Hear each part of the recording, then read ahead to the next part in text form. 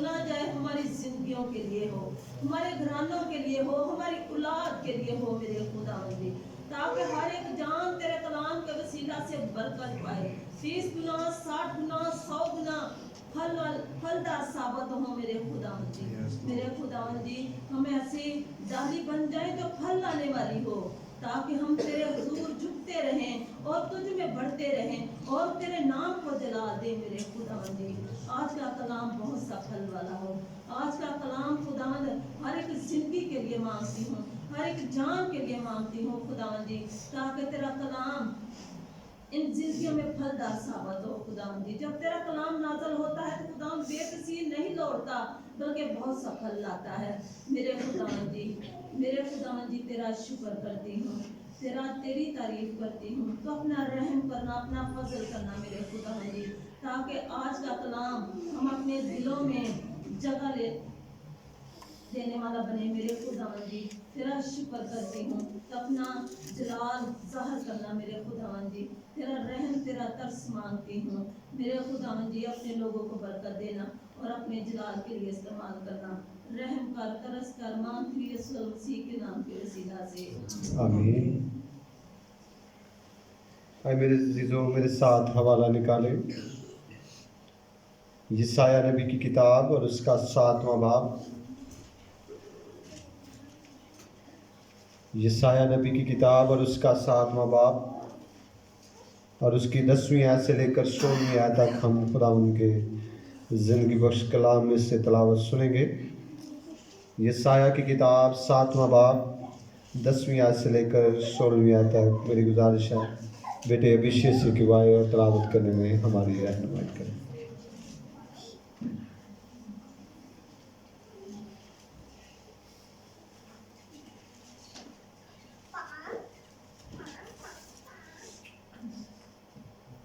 मेरी तरफ से आप सबको सलाम।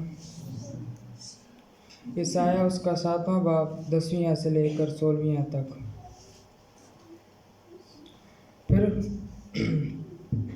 फिर खुदावन ने आखिर से फरमाया, खुदावन अपने खुदा से कोई निशान तलब कर, ख्वाह नीचे पताल में ख्वाह ऊपर बुलंदी पर।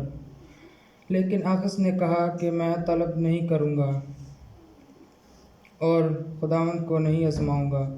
तब उसने कहा, ए दाऊद के ख़ानदान, अब सुनो, क्या तुम्हारा इंसान को बेजार करना कोई हल्की बात है कि मेरे खुदा को भी बेजार करोगे? लेकिन खुदावंद आप तुमको एक निशान बख्शेगा। देखो, एक कुंवारी हामला होगी और बेटा पैदा होगा और वो उसका नाम इमानुएल रखेगी। वो दही और शहद खाएगा जब तक कि वो नेकी और बदी के रद्द कबूल के काबिल ना हो। फिर उससे पेशतर के ये लड़का नेकी और बदी के रद्द कबूल के काबिल हो। ये मुल्क जिसके दोनों बादशाहों से तुझ को नफ़रत है वीरान हो जाएगा। खुदावंद के कलाम के पढ़े और समझ जाने के वसीला से खुदावंद की खास बरकत हो। शाबाश बेटा, खुदा आपको बरकत दे। ऐ मेरे अजीज़ों, हम अपने ईमान का इकरार करेंगे। मैं ईमान रखता हूँ खुदा कादिर मुतरिबा पर जो आसमान और ज़मीन का खालिक है, और यीशु मसीह पर जो उसका इकलौता बेटा और हमारा खुदावंद है, और रूह कुदस की कुदरत से पेट में पड़ा, कुंवारी मरियम से पैदा हुआ, पैंतुस पिलातुस के अहद में दुख उठाया, मसलूब हुआ, मर गया, दफन हुआ, हाल में रुआ में उतर गया, तीसरे रोज़ मुर्दों में से जी उठा, आसमान पर चढ़ गया और खुदा कादिर मुतरिबा के दाहिने बैठा है। वहाँ से वह जिंदों और मुर्दों की अदालत करने को आएगा। मैं ईमान रखता हूँ रूह कुछ पर, पाकुलिया कलीसिया पर, मुकद्दसों की शराकत, गुनाहों की माफ़ी, बदन की क़यामत और अपनी ज़िंदगी पर। आमीन। बहुत शुक्रिया। भाइयों से गुजारिश है थोड़ा सा आगे आ जाए ताकि पीछे से आने वाले भाइयों को जगह मिल जाए। बहुत शुक्रिया आप सबों का। बैठ जाइएगा।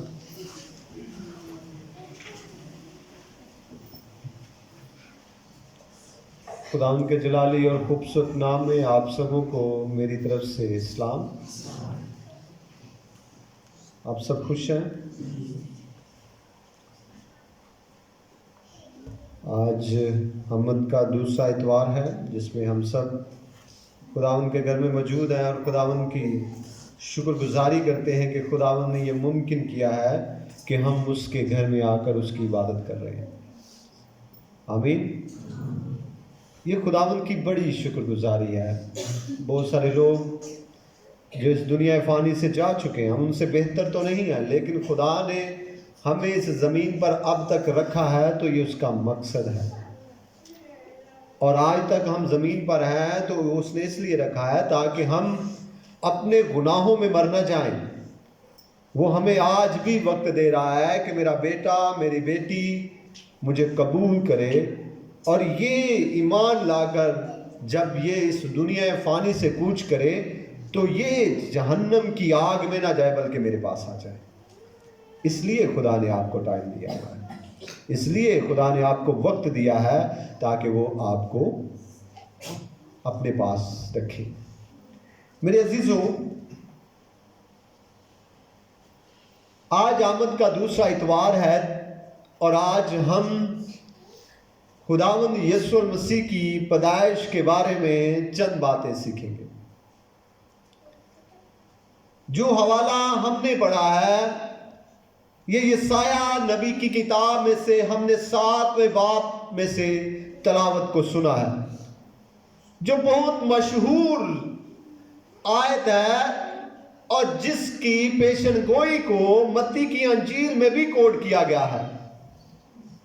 जब आप मत्ती की अंजील और उसके पहले बाब की 23वीं आयत को पढ़ते हैं तो वहां पर फरिश्ते ने जब मरियम को पैगाम दिया तो कहा तुम्हारे बेटा होगा और तुमने उसका नाम क्या रखना है?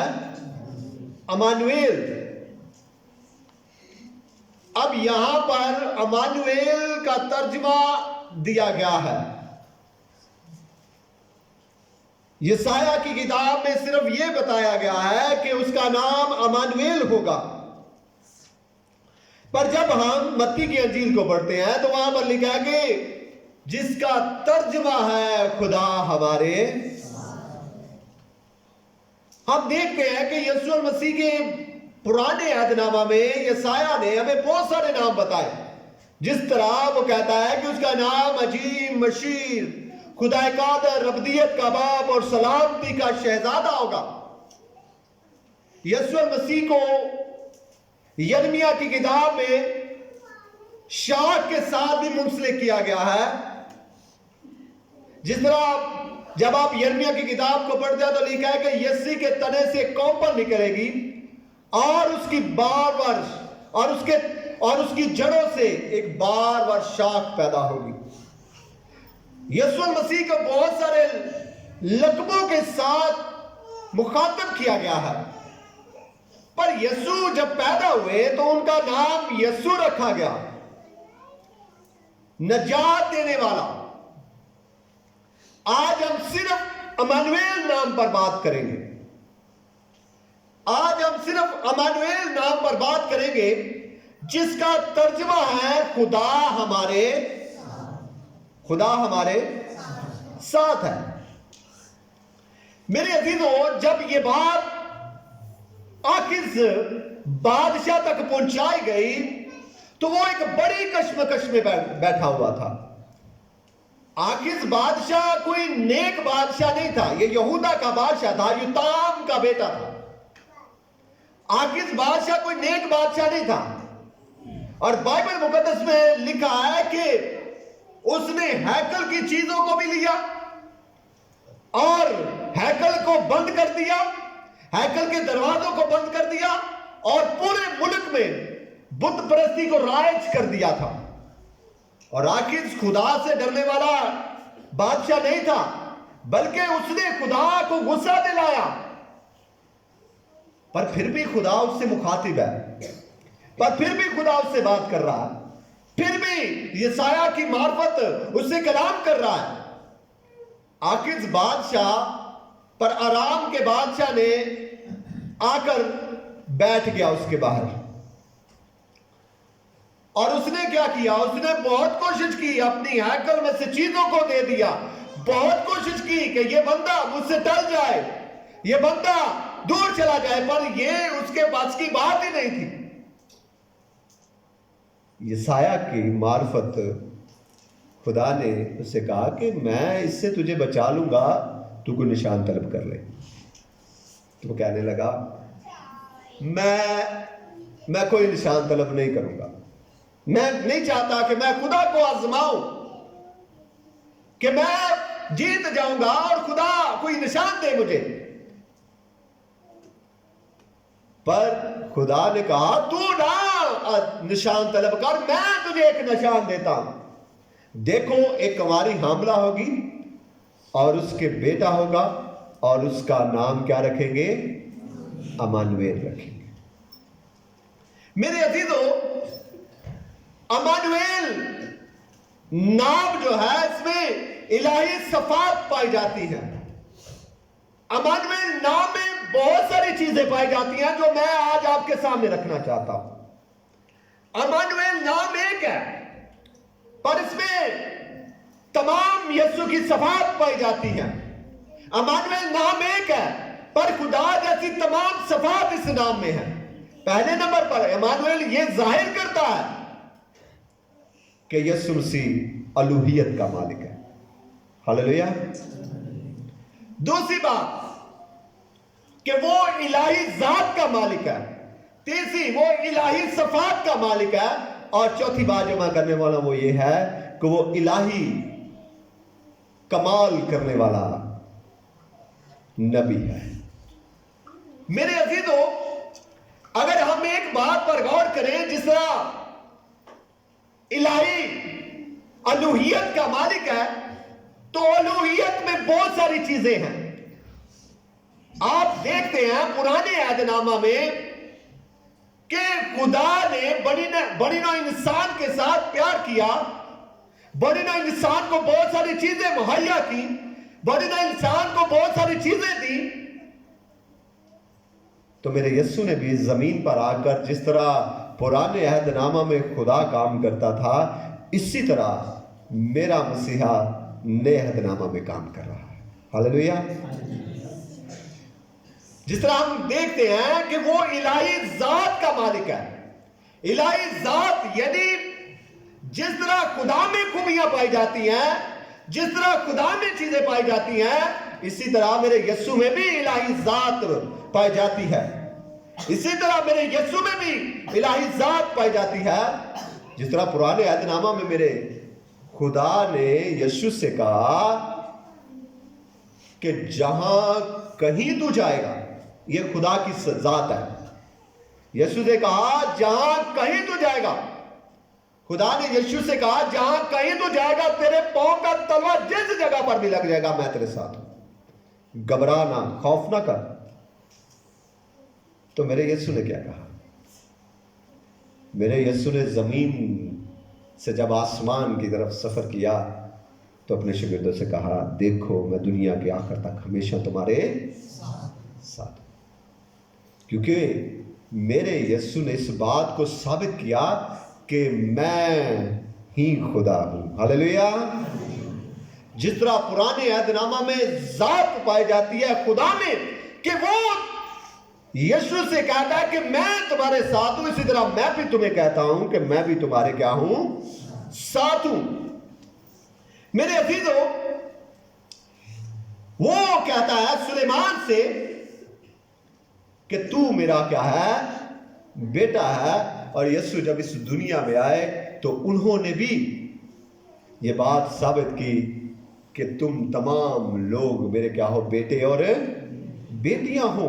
ये वही कह सकता है। ना आज तक किसी नबी ने यह दावा किया, ना आज तक किसी ने यह कहा, बल्कि ये मेरे यीशु ने कहा कि जो कोई मुझ पर ईमान ले आए, जो कोई मुझ पर ईमान ले आए, वो खुदा का बेटा और बेटी बन जाता है।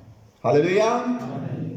मेरे अजीजों, अगर हम इलाही सफात की बात करें कि जिस तरह सिफ्त होती है, सफात जमा है, यानी सिफ्त होना कि जिसमें कोई खूबी पाई जाए, खुदा जैसी खूबी पाई जाए, उसे इलाही सफात कहा जाता है। खुदा पुराने अहदनामा में हमें नजर आता है कि खुदा ने बहरे कुलसम को 2 हिस्से कर दिया। खुदा ने बड़ी नौ इंसान को बियाबान में मन दिया। खुदा ने अपने लोगों को भूखा मरने नहीं दिया। तो मेरे यीशु ने क्या किया? मेरे यीशु ने जब कश्ती में बैठे हुए थे, तो जब तूफान आ गया, तो मेरे यीशु ने खड़े होकर तूफान को थमा दिया और कहा कि मैं वही हूं जो पुराने अहदनामों में बहरे कुलजम को, समुद्रों को दोही से कर देने वाला था। मैं वही हूं और आज मैं इस कश्ती में खड़ा होकर इस सारे तूफान को थमा देता हूं। हालेलुया।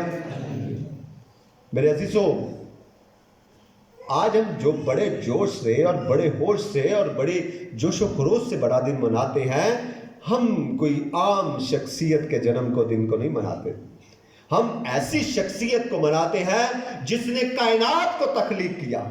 हम ऐसे जन्मदिन को, शख्सियत को मनाते हैं जिसने हमें पैदा किया, जिसने कायनात को पैदा किया, जिसने इस कायनात में सूरज, चांद, सितारों को पैदा किया। इसलिए हम बेशुमार खुश हो जाते हैं कि वो खुदा जिसने कायनात को बनाया, मुझे और आप सबको बचाने के लिए इंसान बनकर जमीन पर आया। हालेलुया।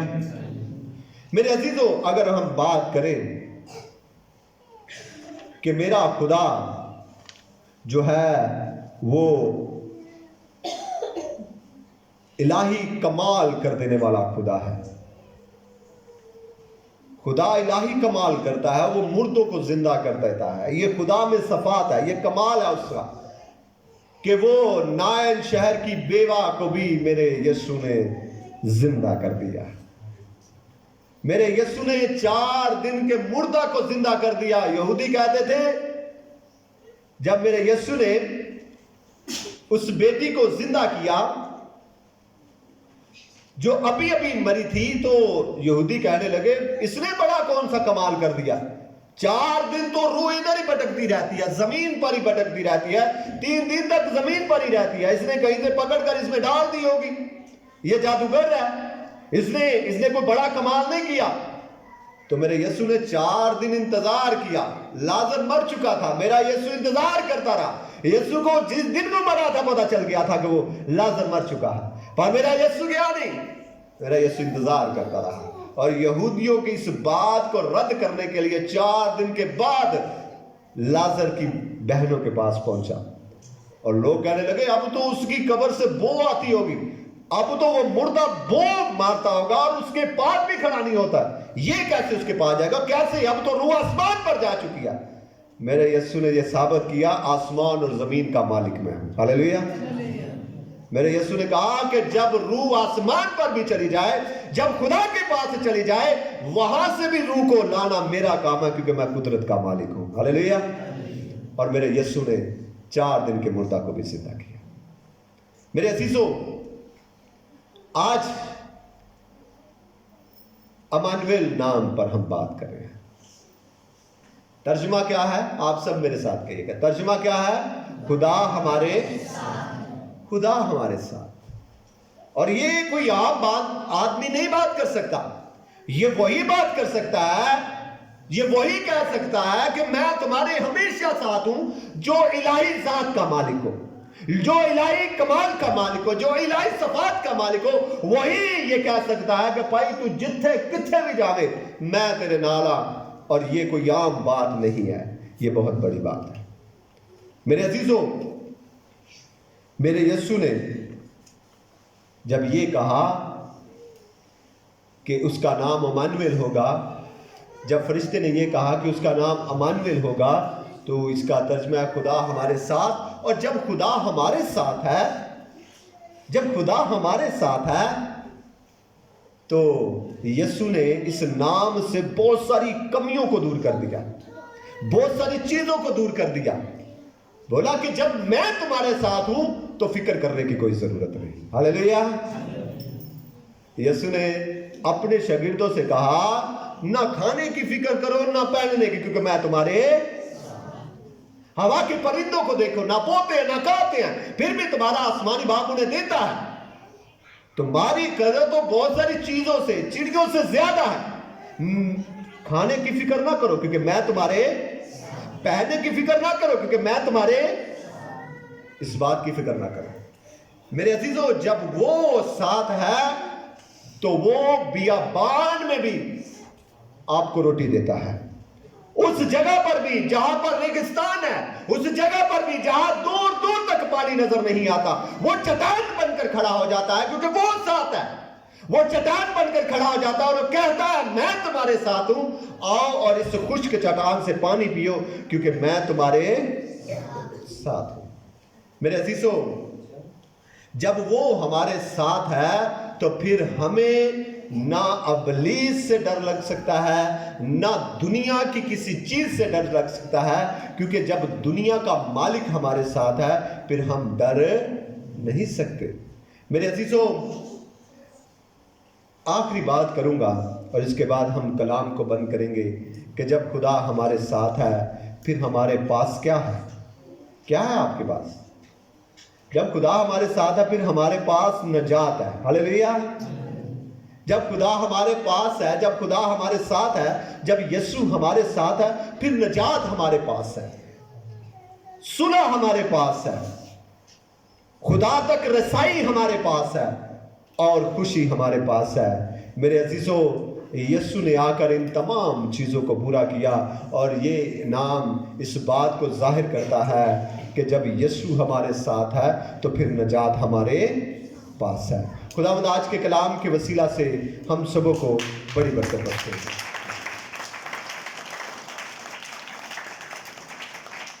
बहुत शुक्रिया खुदावंद, आप सबों को बड़ी बरकत दे। आए मेरे अजीजों, हम अपने सुर को झुकाएंगे और दुआ करेंगे आज के कलाम के लिए। सब सर खुदावंद के हुजूर झुक जाए और आज के कलाम के लिए दुआ भाई नसीर के साथ मिलकर हम करेंगे। खुदा बाप, खुदा बेटी, खुदा रूह कुद्दस, हम तेरा शुक्र करते हैं, तेरी तारीफ और तेरी तमजीद करते हैं। तेरे बड़े प्यार, तेरी मोहब्बत, तेरी शफ़क़त, तेरे जनाब के लिए, तेरी हिकमत, तेरी दनाई, तेरे फजल, तेरे नूर के लिए खुदा हम तो के खुदा